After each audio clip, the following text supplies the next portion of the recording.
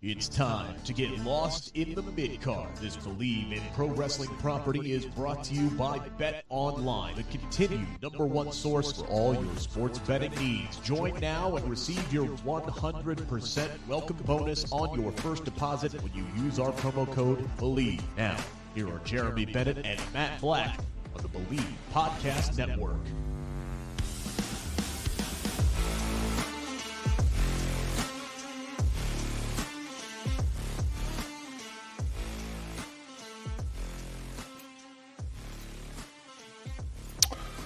Oh, yeah.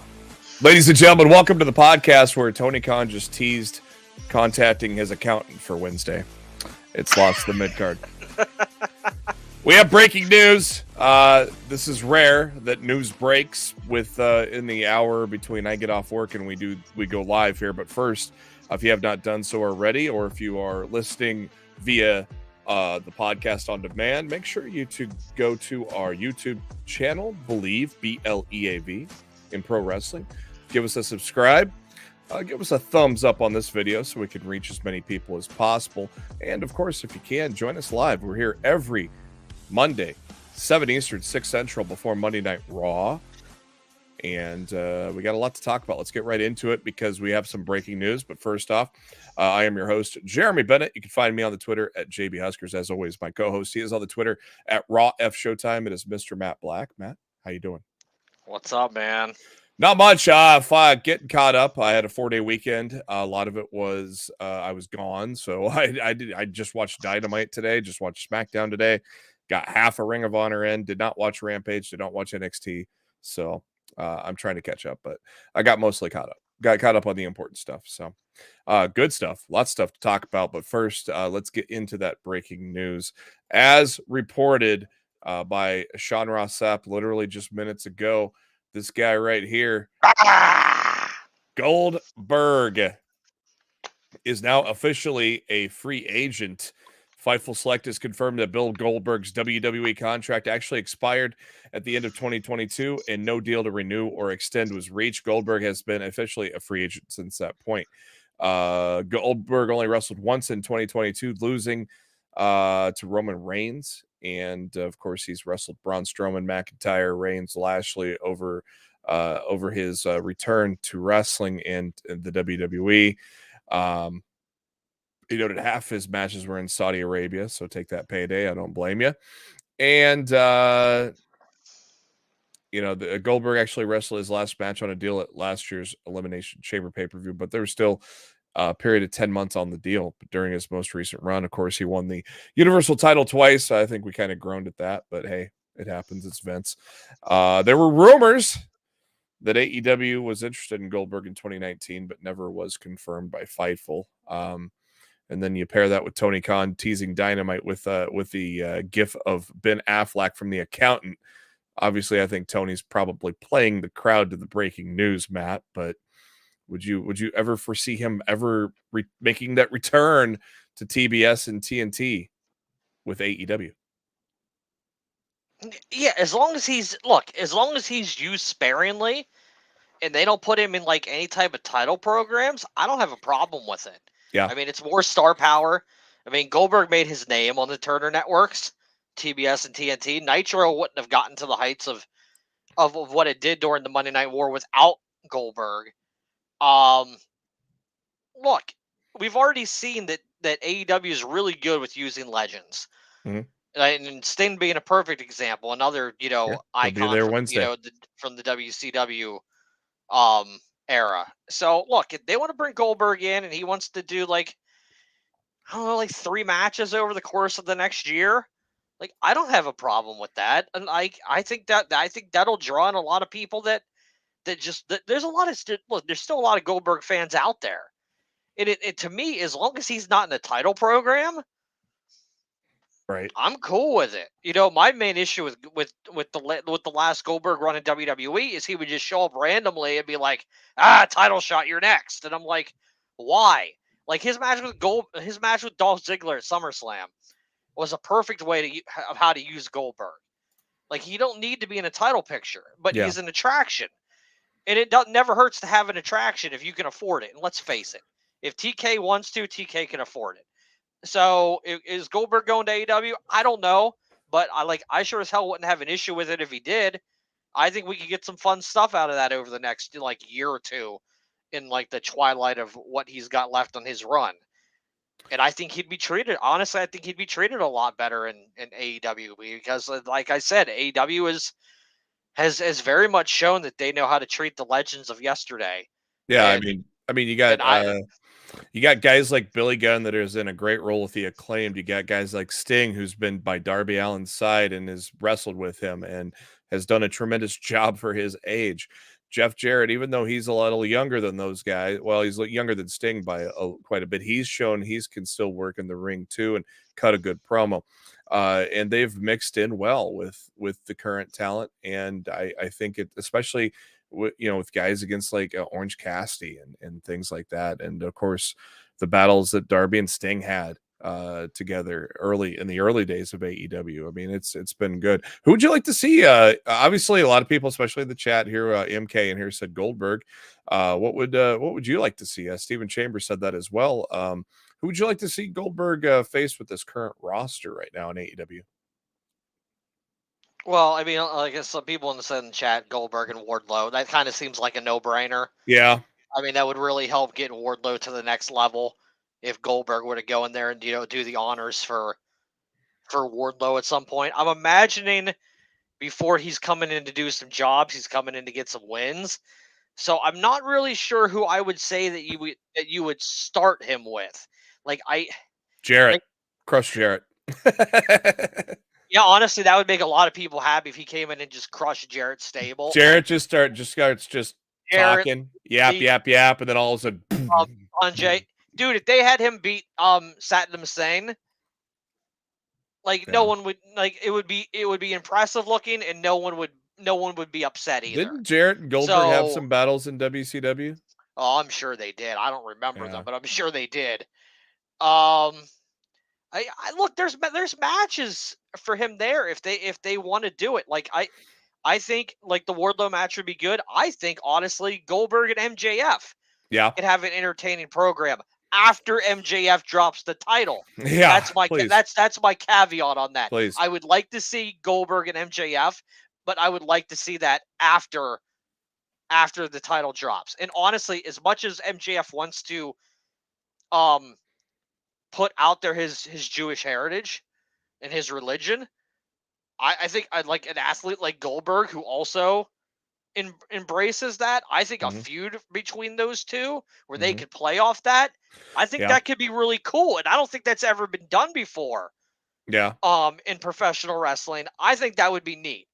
I don't know. I think there's spots for him there. Yeah. And people are naming in the chat like the Butcher, Nick Comoroto, Hager. These are all people that can be fed to Goldberg, and no one's going to be upset. I don't want to see Miro against Goldberg unless Miro's going over. Yeah, Miro. I want Miro back, and I want Miro pushed. I don't want Miro to come in and to take the L from Goldberg. I wouldn't be very happy about Sean Ross Sapp reported earlier he's been in Bulgaria for the better part of the last a month. Yeah. Which would explain why they're not coming up with ideas for him to use on TV. I mean, if he's not in the country. Yeah. Look, maybe they've got a date set. Maybe they know when he's coming back. And maybe he's, enjoying the last of his, his time off before he returns. We don't freaking know. We're all just speculating. I want Miro back more than anybody. Much like Mercedes Moné said in an interview, nobody knows the story of why we left WWE. And she was very clear on that real story has not been released. Yeah. Well, she also teased coming to AEW too. So before the last half hour, our original top story today, involved this guy another bald guy from the Attitude Era. Yeah. Of course, we just crossed 316 day. What? We just crossed 316 days, so we had to lead with some Stone Cold Steve Austin news. Of course, Steve Austin has been rumored to be have a part of WrestleMania, maybe be in a match, whatnot. Steve Austin recently talked to the Wrestling Classic and said, "I haven't heard anything yet. We're 2 weeks away.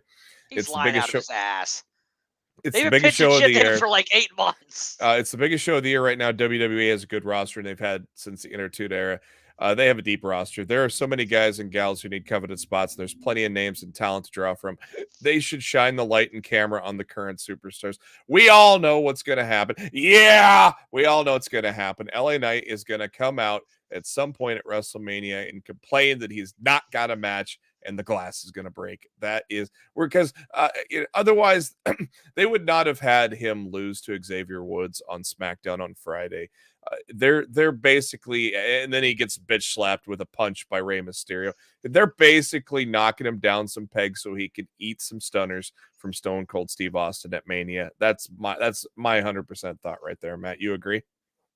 I mean, look, if Austin's going to be involved, LA Knight makes sense. It doesn't need to be a big marquee star, and and LA Knight slowly but surely, getting over with the WWE universe. Yeah, good pop on Friday. Good pop on Friday on the Xavier Woods match. It's consistently building for him. Yeah. So as long as it almost seems like the losses aren't affecting him, and we got to have this. That's a good sign of you being over. We got to have this, Stephen Chambers and also MK in the chat. What? Yeah. What? Yeah. Got to have that. Look, if they're going to do it, we're going to if this is going to happen, we're going to get that. Yep. So just be prepared for it now. Mark Show in the chat. Goldberg's going to be on the Fight Forever DLC. Maybe he says Goldberg to AEW just for Fight Forever DLC, and I'm inclined to agree with that. I think Goldberg as a DLC character later on down the line would sell some additional copies of that game. People are nostalgic for stuff like that, and Goldberg in an old Aki Engine-esque type video game where his first video games were on that engine. I think it could be really cool. I'm not rolling out a Goldberg AEW appearance. I'm really not. And of course, WWE 2K came out this last week. You've had your hands on it. I did not get it yet. What were your thoughts so far? All right. Let me talk to you. Yeah. Load times very much improved. Loading time compared to last year's game, much better. War games, chaotic and good fun. And the creator wrestlers look better in this game than they've ever looked in any wrestling game ever. That's where the positives end. If you liked 2K22, you will like 2K23. If you did not, you will not like this game. It is, at its core, the same freaking game that we got last year. There's some minor improvements here or there, but if you're talking gameplay, it's the exact same game that we had last year. I picked it up. I've played several matches this past week, and it just doesn't feel any differently. It really doesn't. I like I said, if you liked last year's game, you will like this year's game.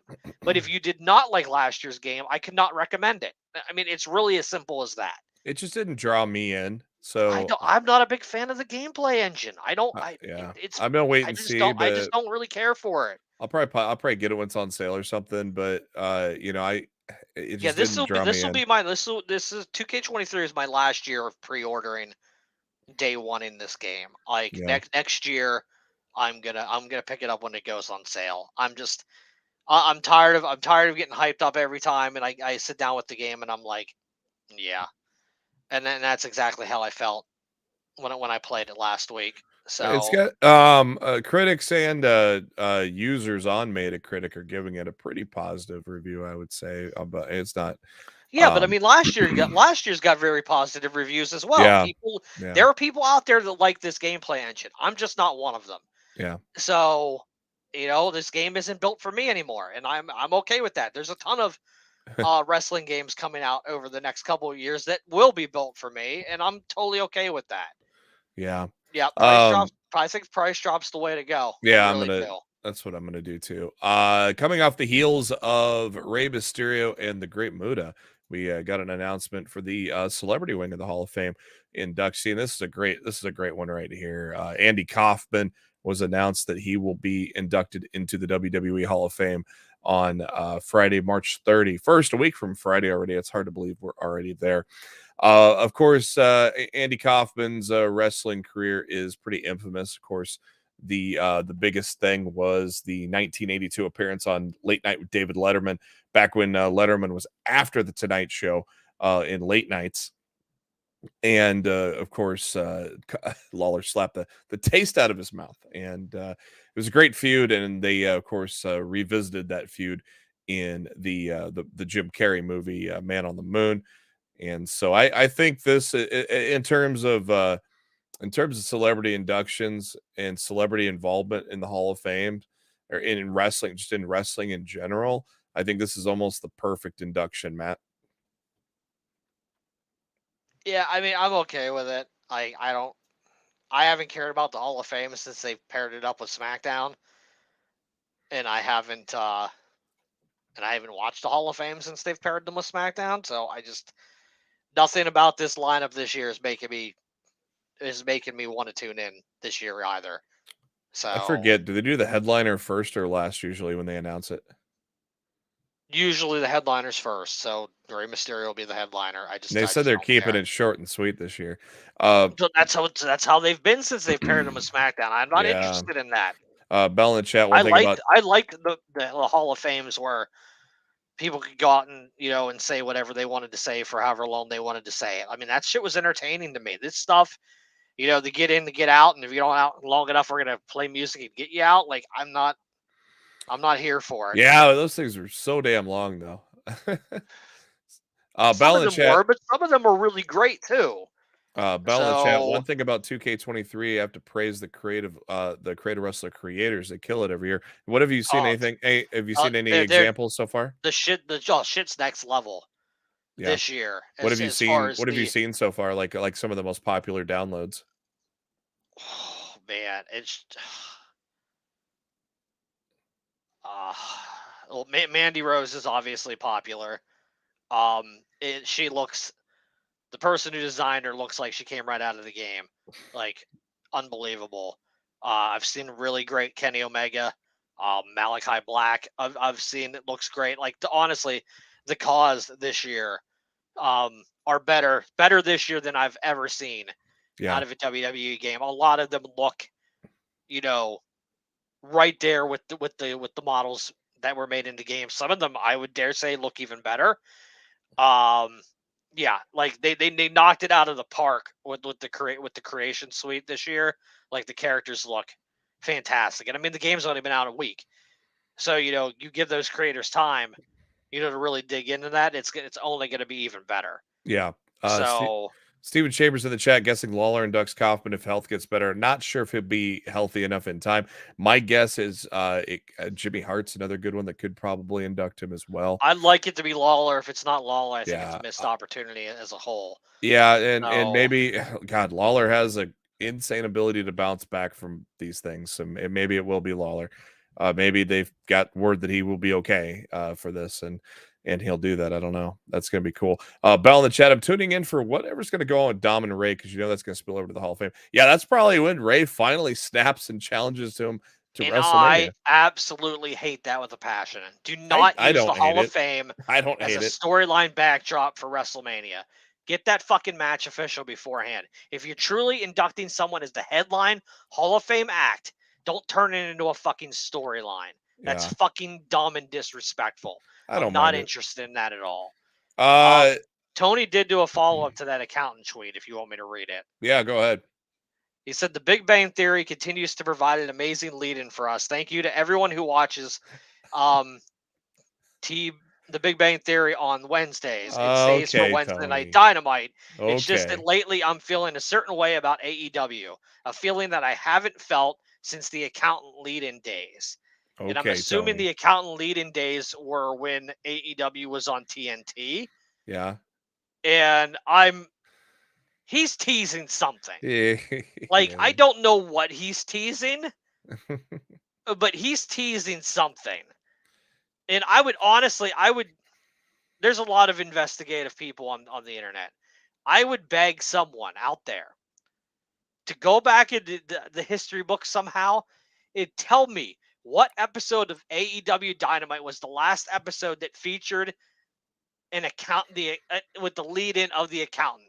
I would be very, very curious to go back and look over that episode because I think he's hinting at something. I really, really do. He's teasing something, man. Something's going down.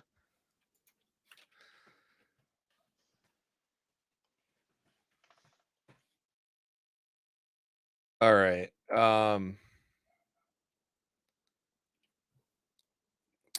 May 6th, 2022. Wait, you actually have the date? I just typed in Tony Khan accountant on Twitter. He tweeted, starting now, don't miss Rampage, the accountant, right before AEW. Yeah, but that's Rampage. He's talking about, I think he's talking about Dynamo. Wait, you said May 6, 2022? Yeah. Rampage. Let me see what the card was.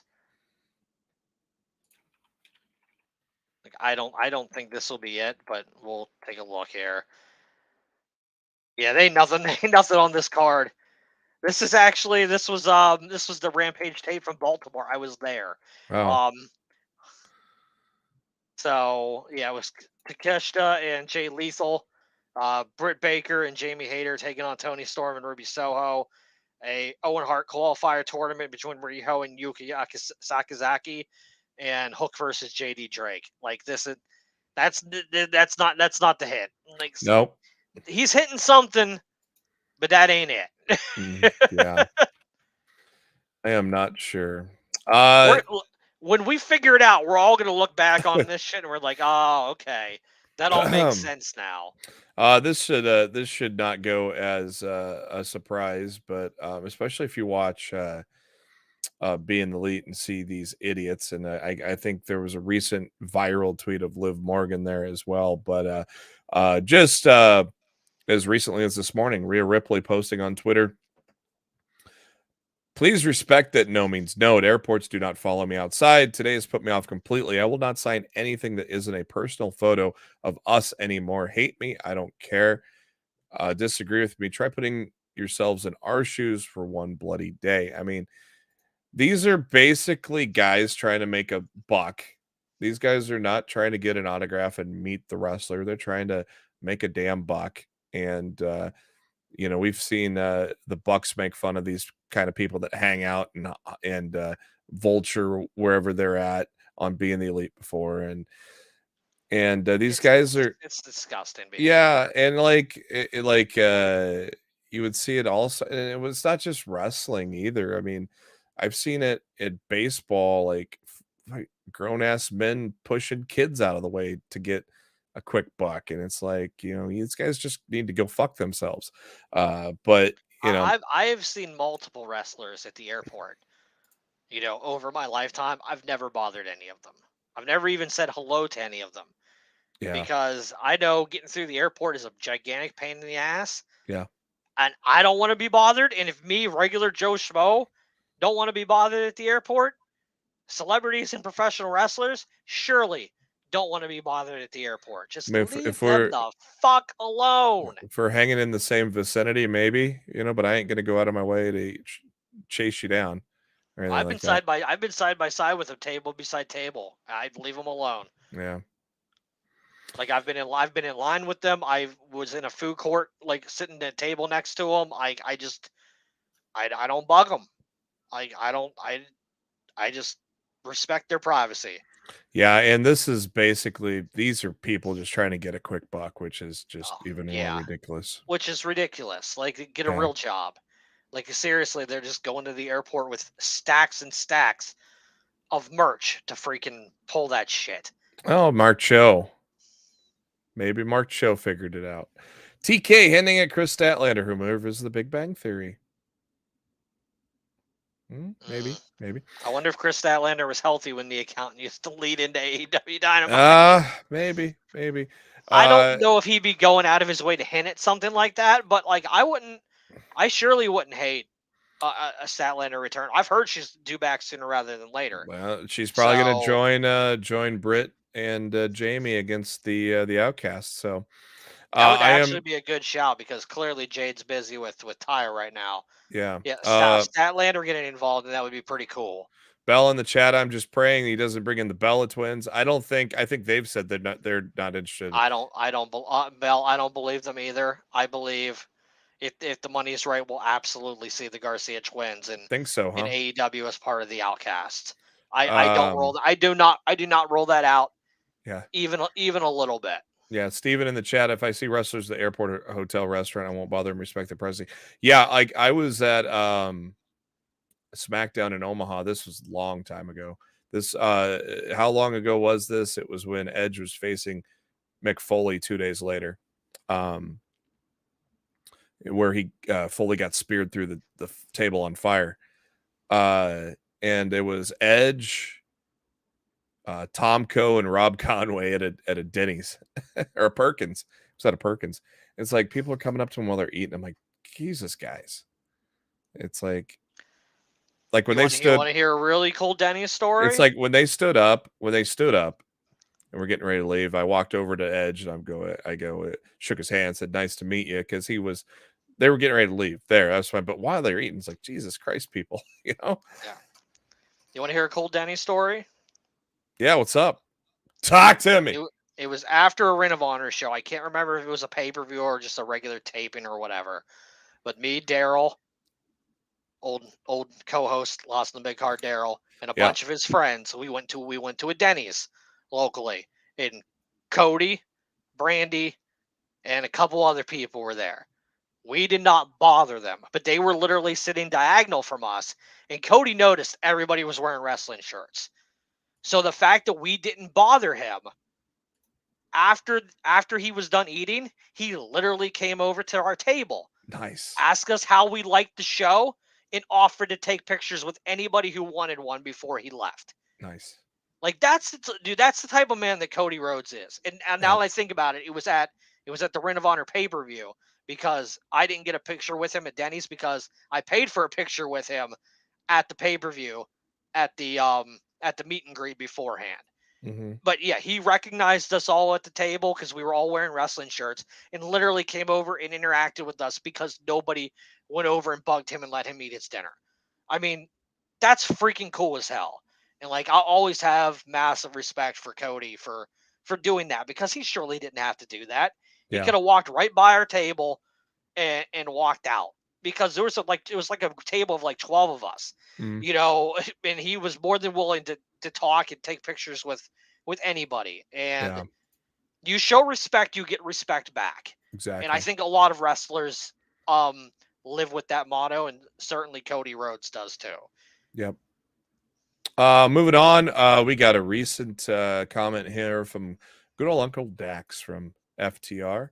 And he states that he just got off the phone with Cash and said they decided what they're going to do come April.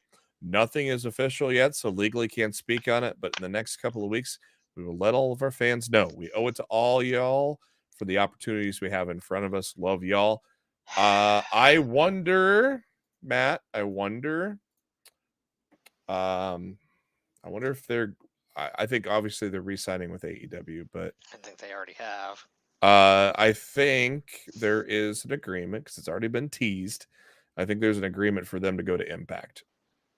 Also, they've been teasing a Bullet Club, and obviously you got Bullet Club in the AEW now with Juice. And then Bay, is it Bay and Hikuleo, or who are the tag champs in I haven't watched Impact in a while. Or no, Bay and Chris Bay and Ace Austin. Ace Austin, thank you. Yeah, they challenged FTR, so I'm kind of wondering maybe if they're when he's saying legally can't speak on it. I kind of wonder if there's a little bit of a forbidden door agreement with Impact. He could fucking speak on it if he wanted to. The fact of the matter is, Dax just loves working the internet. Mm-hmm. I don't think there's anything Dax enjoys. The only thing Dax enjoys more than getting in the ring and being a professional wrestler is working everybody on Twitter. Yeah. He lives for that shit because it's part of the magic of pro wrestling is working the audience. I don't believe for 1 second that FTR hasn't already signed new deals with AEW. And if they haven't, they're already running up and they're ready to put pen to paper on it. Here's the thing. they're going to try to scare everybody because they're going to put their careers on the line against the guns to get an AEW tag team title shot. Yeah. And everybody and their mother is going to be paranoid as shit that entire week that they're going to lose that match. And after they win and win the titles back, they're going to announce that they're staying with AEW and they signed a new deal and blah, blah, blah. But for that week that match is announced, everybody's going to be sitting on pins and needles, worried that FTR is going to be leaving AEW. Yeah, those ass boys going to cheat or something like that. And yep. Yeah. Just like everybody was worried about Jeff Jarrett beating Cassidy last week.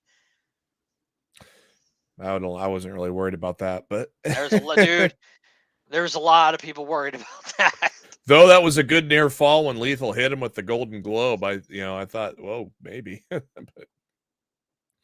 I don't know. Yeah, but it'll be cool to see FTR as AEW champs again, and it'll be interesting. Maybe they do try to go collect some more belts in addition to the AEW titles. We'll have to see here. Last bit of news here is on Kofi Kingston. Kofi gave us an injury update via Instagram here, and he says that he's on the mend and said surgery went well. Of course, he had to FaceTime the boys upon regaining consciousness from the surgery. Thanks to everybody who sent him a message. Appreciate it more than you know. He is home now, and he's going to let the road to recovery begin. Of course, he suffered the ankle injury on the March 17th episode, March 3rd episode. Yeah, I was going to say a few weeks ago. He underwent surgery on March 17th. He suffered the injury on March 3rd in the brawl with McIntyre, Sheamus, LA Knight, and Karrion Kross. He's supposed to be in the 5-way bout for the Intercontinental title match, which was replaced by Xavier Woods. Of course, Xavier Woods facing LA Knight this past Friday on SmackDown. So Xavier Woods going it alone. But good to see Kofi. It really sucks for Kofi. Yeah. Because originally they were thinking he wasn't going to need the surgery. Yeah. They were thinking he was going to be out for like 5 weeks and miss Mania, but now that he's had the surgery, he might miss a lot more than that. Because surgery is going to put you on the shelf for a significantly longer amount of time. So prayers up to the Kofi man. I hope he's all right, and I hope we get to see him back in the ring sooner rather than later.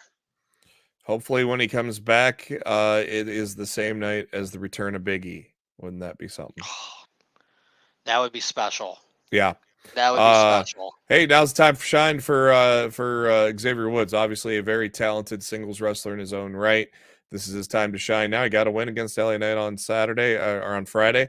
Not sure what the future holds for him, but it'll be interesting to see how they book him going forward without Big E or Kofi, because it's a very unique circumstance. Because even if Kofi was hurt, he'd still be at Austin or Xavier's side, and it's like, yeah, it's gonna be kind of weird with neither one of the New Day there, and it's gonna be just Xavier Woods for the foreseeable future. So it'll be interesting. I don't know what they're gonna. I don't know even what to do with him. With Triple H in charge, maybe he wins King of the Ring a second straight time and actually gets to use the gimmick, unlike what Vince did. I don't know what else we could do with Xavier Woods going forward.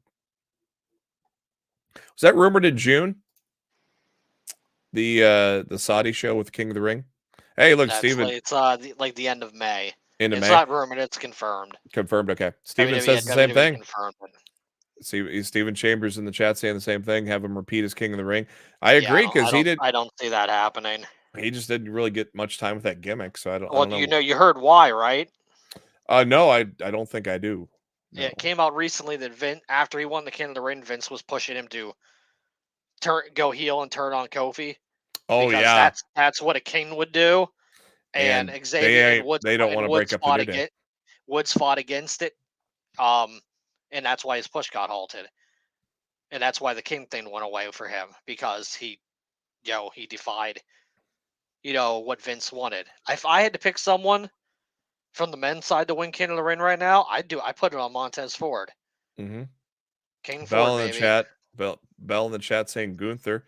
I don't hate Montez either. I don't see that. Like, I don't see him winning. I think Gunther. I think it's Gunther and Cody at SummerSlam for the title. So he doesn't need King of the Ring. But that's what I say. Mark Cho in the chat says January 5th, 2022, when AEW moved to TBS. The accountant aired on TNT before Dynamite. I don't know. I like the Statlander theory though by Mark Cho earlier. So Cho, tell us what was on that show. Tell us if anything of note was on that episode. And also tell me if CM Punk was on that episode. Yeah. I want to know. Moving on to Monday Night Raw, we kick things off with Edge and Finn Balor. We get the official Hell in a Cell announcement that we've been expecting for some time now. So it'll be kind of cool to see. I fully expect the Demon on WrestleMania, Matt. You? Yeah, no, I expect the Demon as well. Judgment Day defeated Gargano and Loomis in a tag match shortly after that. Pretty good match there. Brock Lesnar and Omos face-to-face. God, who asked for this? Jeez. Vince. My God. Why? Cody Rhodes, LA Knight went about 10 minutes. Good match there. I enjoyed that one pretty good. Then Cody cutting another. And Cody cutting a good promo as he always does as well.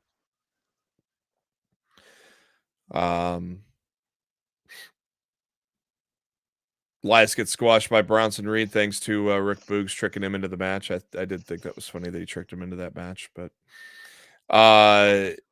Austin Theory, Angelo Dawkins, decent little match there. I think Theory's facing Montez tonight. Is that right? Yes. And it's kind of weird. There's nothing for the Street Profits. But I guess they're doing the tag thing. That tag team showcase bullshit. Like, it's going to be like it's Street 4 qualifiers. No, there's not even a qualifier. They announced the 4 teams already. It's the Viking Raiders. Well, it's mini tournaments. Ricochet and Braun, the Street Profits, and the Alpha Academy. And then it's just a fatal 4-way tag match. It's it. It's nothing. It's nothing. No. It's absolutely worthless. I'd much rather have a battle royal. Like, why are you doing this to get 8 people on the card when you can get 20 or 25 if you do a battle royal instead? The Andre was such a great tradition that I don't understand why they got away from it. And if it's on SmackDown again, I'm gonna be fucking annoyed. Again, that should because honestly, Andre the Giant deserves better than that. Right? That should be on WrestleMania. If it's on the kick. I don't care if it's on the kickoff show or not. That's what, honestly, if you're running 2-hour kickoff shows, each night should have a battle royal. Oh my God. There better be one night for the women. There better not be 2 hours of talking. I'll tell you what, right there. Man. They've done it before. I know, but I'm saying, Jesus Christ. If it's another 2-hour kickoff, they should easily have a battle royal on each night. What does it hurt? It doesn't hurt anything. I mean, it gets all those wrestlers to be able to go out there and work that venue. Like, to me, it's so freaking stupid. We got more of dancing around between Ray and Dominic before the match is official. I swear to God, it ain't gonna be official to the Hall of Fame. I just got a feeling about that. Baron, I hate that. Baron Corbin continuing his slide as he gets defeated by Seth freaking Rollins in 3 minutes. Poor Baron, poor bum ass. Oh boy, what do you think of the this new character that Mustafa Ali's kind of putting out there? His tweet this afternoon was hilarious. It's an interesting gimmick when he was parodying Hoobastank. Yeah, freaking great. Chad Gable's looking for Otis, and he had missing posters. Oh boy, and then Otis in the shirtless blazer with them glasses. That was great. Otis is just hilarious. Bianca Belair, Chelsea Green. Good to see Chelsea kind of hang in there, have some good offense in there. Had a competitive match with Bianca Belair. I didn't hate that one at all. Matt's theory of having really no animosity fire between Asuka and Bianca is by design to make us less interested that it's not going to be the main event. Same goes with Charlotte and Rhea, though Meltzer saying Charlotte and Rhea are going to main event night one. But I'm not holding my breath on that. You, Matt? No, I'm not. And by the way, I looked up the January 5th, 2022 episode of Dynamite. Okay. CM Punk was on that show. Okay. So just throwing that out there, ladies and gentlemen. Throwing that out there. May the possibilities continue to pile up as to what might be happening in AEW over the next couple months. Yeah, I don't know. Well, hard to see. Hard to say. Then we had the street fight between Kevin Owens and Solo Sikoa. And of course, that ended badly for KO there, unfortunately. But there's some better news ahead on Friday. It was a decent Raw, I would say, overall. I think it was a step down from the week before, but still okay. I remember enjoying Raw. Last week. I feel like they've had two good episodes in a row. So let's hope we can get the trifecta tonight. That SmackDown was pretty good. I watched that today. Kick things off with Cody Rhodes. Really, honestly, besides the opening and the close of the show, I thought SmackDown wasn't good at all. But the beginning and the end of the show was so good that it saved everything else in between. And maybe that's it. Cody Rhodes tried to play peacemaker between Sammy and KO. Didn't work. Go to commercial. Sammy chasing down KO outside as he's getting ready to leave in that sweet ass Dodge Charger. And KO said, nope, drove off. Poor Sammy. And but yeah, that was a great opening segment. And then we go to Rhea Ripley and Dominic taking on Santos Escobar and Zelina Vega. Actually, it was a pretty good tag match. I liked it. As it should. Ripley beat Vega. I don't like seeing Legado being used as cannon fodder for this feud. Like they literally turned this group babyface just so they could take losses to the Judgment Day in this feud because Ray's too much of a bitch to kick his kid in the dick. Yeah, I know. I do like Santos and Ray's thing though. That I like Legado as a babyface faction. I think there's money there. Yeah, but there's not going to be money if they continue to have him lose every freaking week to the Shamrock Shake. And then we had more of Ray and Dominic, and still nothing happening. Though, like Ray was teasing the match, and then teasing the match at Mania, and the crowd popped. I mean, they won it, but we're still not there yet, I guess.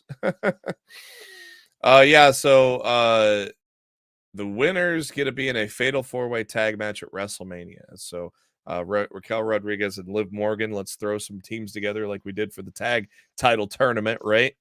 They take on Tegan Nox and Emma, that long-standing women's tag team of Tegan Nox and Emma.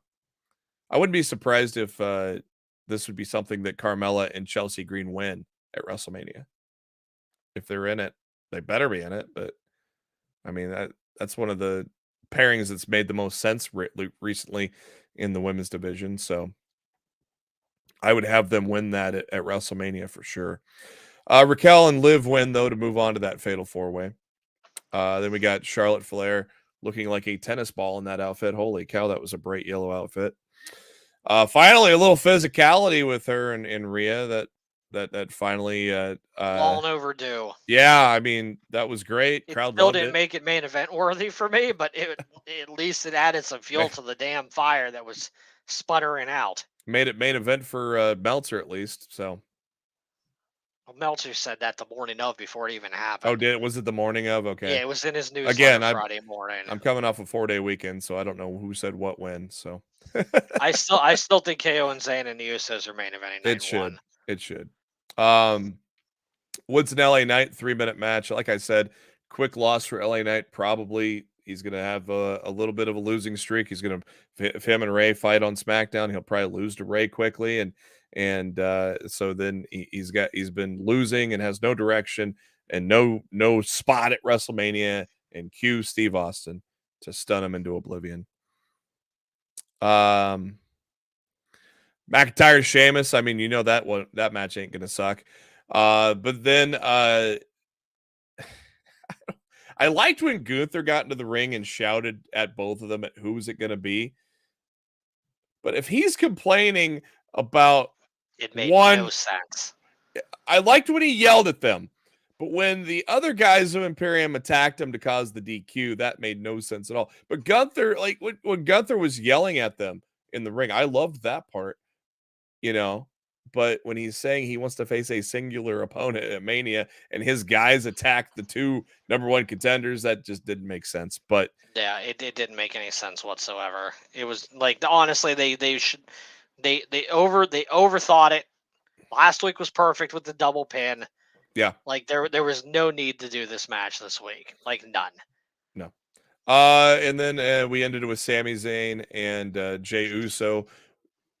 Great stuff back and forth between those two before it got physical. Jimmy comes in, and who makes the save but Kevin Owens hitting a stunner on Jimmy, hitting the pop-up powerbomb on Jey, and then the hug. Oh, what were you having all the feelings when that hug happened, weren't you, Matt? The hug was great. It was a great moment. Cody wrote, going back to Cody, just sitting there smiling like, yeah, I like that. I don't want to gloss over one of the most important aspects of that segment. When Sami told Jey that the only reason he was mad at him for hitting Roman with the steel chair is because he didn't do it first. That tells Jay's response. The picture says 1,000 words. Yeah, that's exactly why Jey is mad. That whole thing, why I'm saying it's going to be Jey and Roman at SummerSlam, that just painted it right there that it's going to eventually happen. Mm-hmm. May not be SummerSlam, but it's going to happen eventually. Yeah. I think it's before SummerSlam, but we'll see. Man, and of course the crowd hug it out, and they hugged it out, and we were so happy. And that literally, they're out of time there. It basically ended it right after that. So let's shift our gears over to AEW. On Dynamite this week, the MJF Bar Mitzvah celebration kicked things off, and he got the the old chair thing there and all that, and all of a sudden Jungle Boy's music hits. Okay, wait, BB Christian, so it wouldn't make kind of sense that he could be a stake a claim at #1 contendership. Then Sammy Guevara's music hits, and you're all of a sudden going, "What the heck's going on here? Why Sammy's music hitting?" Nah, I do the second Sammy's music hit what they were doing. Then Darby's music hits, and we see the 4 pillars in all 4 corners of the ring. How cool was that visual, Matt? I thought all 4 of them knocked it out of the park on the microphone. I thought, especially Darby. I thought Darby very entertaining. I thought Darby showed more charisma on the microphone. Yeah. On Wednesday than he's done in his entire career. Yeah. That was his best work on the mic. Honestly, I think that was a defiant shout back to everybody online who act like he can't cut a promo. Yeah. And show emotion. I think he shut those people down. That was amazing. On Dynamite. I thought it was great. So do you think it's going to be a fatal 4-way, or is it going to be a triple threat to determine the #1 contender? No, it's got to be a 4-way. You have to go 4-way. Yeah. Do it a double or nothing. Do the 4-pillar match a double or nothing. Love it. That's what I want to see. You think MJF comes out on that? Quick early thoughts on that? Oh yeah, MJF will retain. Okay. But I mean, I still think it'll be a tremendous match regardless. And then afterwards you bring Punk back. Yeah. That's how you end the show. And honestly, you do the reverse of what you did to Punk at All Out. Yeah. You dim the lights and they play the answer machine of Tony Khan calling CM Punk.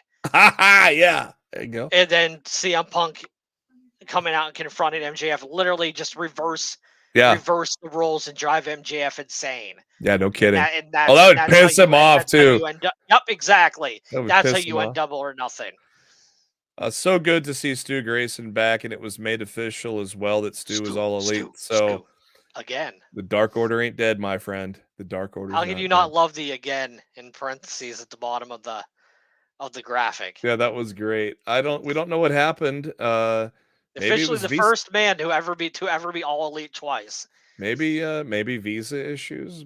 I don't know. Nobody don't know. knows. I don't even want to speculate. No, but we're glad whatever he's it back. is, I'm just happy he's back. And speaking of glad he's back, he's gonna be taking on Mox Wednesday. That match is gonna be woo-hoo! Nuts, dude. Yes. Match is gonna be nuts. Speaking of nuts, Mox bleeding buckets confirmed. Yeah, Stu's gonna bust his ass up. Kicking things off in the ring, Hangman, Uno, and Grayson against the BBC. No Cutler. BCC. Yes. Please explain that. Well, don't look up BBC on Twitter or on Google, but Brandon Cutler accidentally called them the BBC on or accidentally on purpose. I'm gonna go with accidentally. I'm gonna say that he didn't realize. I don't even think he realized he did it. Because if he did, he probably would have edited it out. And it's so funny. Like they're really trying to make the BCC heel, but it's hard to not cheer them. And they kind of looked at, I noticed this when they made their entrance and they were getting cheered and they looked at each other like almost like just a look that they were it's hard to, it's like we can't really make them hate us yet. It's interesting though. I think Yuta's transformation into his heel work, especially in Ring of Honor, has been really good. So a tremendous 14-minute match with these guys. Mox choking out Stu and continuing to choke out Stu after the bell. Uno trying to make the save, but people who are speculating in the chat what BBC stands for, we're not going to say it here, and please don't go and look it up. It's dirty. Let's just say that much. It's dirty. It's not in it. Yeah, like Mark Cho. Yeah, it's not the TV station. It's dirty. Let's just say it's dirty. If you're, don't look it up. I'm dead serious. Don't. So the Canadian that Jade Cargill took on was the tremendous veteran Nicole Matthews. Didn't last that long, but then Taya Valkyrie makes her debut after Jade tried to challenge Renee Paquette to a match. Taya makes her debut. It is official. She is All Elite. I am excited.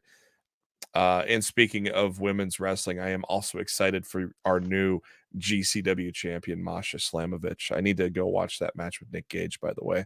That was a shocking title change. I love Masha. She is an awesome girl. And so I'm excited that she is now the first ever women's GCW champion. Oh boy, Charles in the chat, letting everybody know what BBC is. So yeah, welcome. I won't put son of a bitch, Charles. Oh boy. Yeah. Moving on.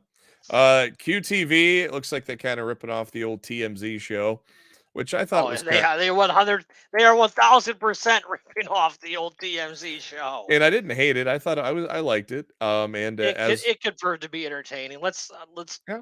And let's see how let's let it play out for a little bit. And they did work us with Wardlow getting robbed. They did work us. So well done there, guys, by setting all that up. Orange Cassidy, Jeff Jarrett, I thought had a great 15-minute match for the International Championship. It's going to take me a minute to change gears on that. But Orange Cassidy prevails. Of course, we mentioned all the shenanigans before. Then the Outcasts came out and did heel stuff before Hayter and Britt came to attack. Of course, obviously 3-on-2, but then Riho came out with Sky Blue and Willow Nightingale to even up the odds there. Like I said, I think Statlander's gonna, and obviously we've been talking about this forever. The women, I think these women are splitting up and heading to blood and guts. Now I'm almost thinking Dark Order and BCC are kind of maybe going in the blood and guts direction too. We may get 2 blood and guts matches in one setting, possibly. I wouldn't hate it. I'm not sure if they want to do that because that would literally take up the entire show. That's a lot of blood and a lot of guts. If you were doing 2 of those matches, and I feel like you would need a buffer. You would need some kind of third match between them, but then they would require you to raise the cage and then lower the cage back down. Or 2 maybe 2 title matches in the cage. I don't know. Singles matches or something. It seems like a lot to do 2, but I mean, it's what they could do. And Mark Cho's wrong. QTV is not better than GTV. GTV was legendary. We don't know yet. True. Time might be more kind. GTV was awesome. We'll find out. Here's the thing. If they want to do two, what they could do is do one in the main event of Dynamite, and the other one is literally the entire episode of Rampage. Good point. Mm-hmm. And that would actually be really cool, and that would be a hell of a reason to get people to tune in to Rampage on Friday. All right. We are about 4 minutes away from the top of the hour, and Tony Khan did not put together a full Dynamite graphic for me this week, so thanks there, Tony. But we do have some matches individually tweeted out by AEW. Orange Cassidy, Darby Allin, and Sting returning. Going to take on Sabian, Butcher, and Blade. As I mentioned earlier, Moxley is taking on Stu Grayson. What else is going on Dynamite here? See, it was a lot easier when they put it. The match that everybody can't stop talking about. Tony Storm and Sky Blue. Not that one. Nope, I know what you're talking about. I'm getting there. Guns and Top Flight, is that? Yeah, Guns and Top Flight for the tag team titles. For the titles, yep. Hook and Stokely Hathaway. This will be fun.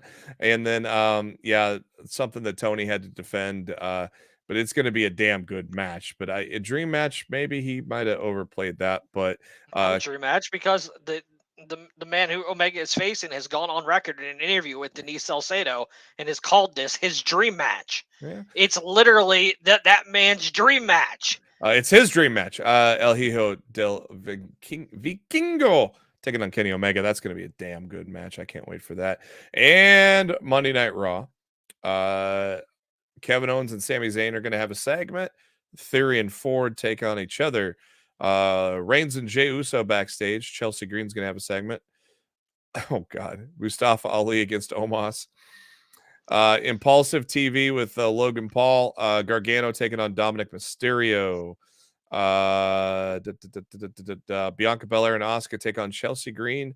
And a spoiler. Let's see here. Don't want to reveal that spoiler. It doesn't make any sense to me. Oh, okay. Yeah. It's Piper Niven. I don't know why it's her instead of Carmella, though. I guess we'll probably figure that out. Maybe she's sick or something. Charlie Dempsey's going to be working Shelton Benjamin on main event. That won't be a bad match. Nathan Frazier is taking on Bronson Reed on main event. Otis is going to have a spa day. Oh, boy. Look out. That might be interesting. That might be interesting. Otis, JB. Otis. That's basically the rundown for Raw. So, might have a little fun night here. Let's see. But once again, thank you guys for tuning into Lost in the Midcard.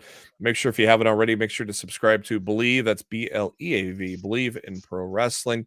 And make sure you give us a thumbs up on the video. And we enjoyed all your comments throughout the evening.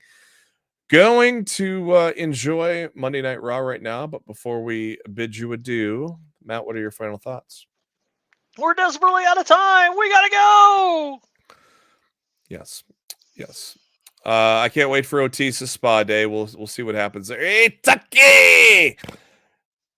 Thank you for tuning into Lost the Midcard. Have a good evening, and as always, we are brought to you by Bet Online.